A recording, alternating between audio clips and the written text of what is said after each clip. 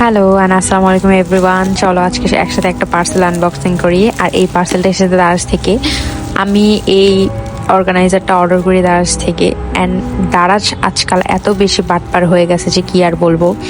So এই তো আমি পার্সেলটা আনবক্সিং করতেছি।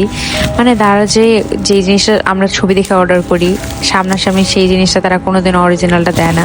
কিন্তু যদিও আমি রিকমেন্ডেশনে পুরোটা লিখে দিচ্ছি, কিন্তু তারপরেও মানে দারাজ এত বড় বাটপার যে এই দেখুন অর্গানাইজারটার ছবি এখানে ক্লিয়ারলি দেওয়া আছে।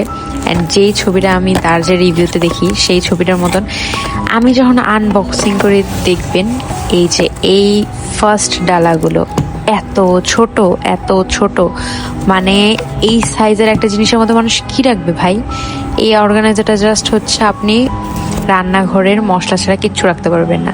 আর এই তো এই ফাইনাল লুকটা আমি এরকম করে অর্গানাইজ করছি। যদিও আমি যেই কাজের থ্রুতে অর্ডার করি সেই কাজটা আমার ফুলফিল হয় নাই, বাট তারপর যেহেতু টাকা দিয়ে কেনা, সো এখন এটা তো আর ফেলে দেওয়া যাবে না, তাই জন্য যে কোনো একটা কাজে লাগাতে হবে।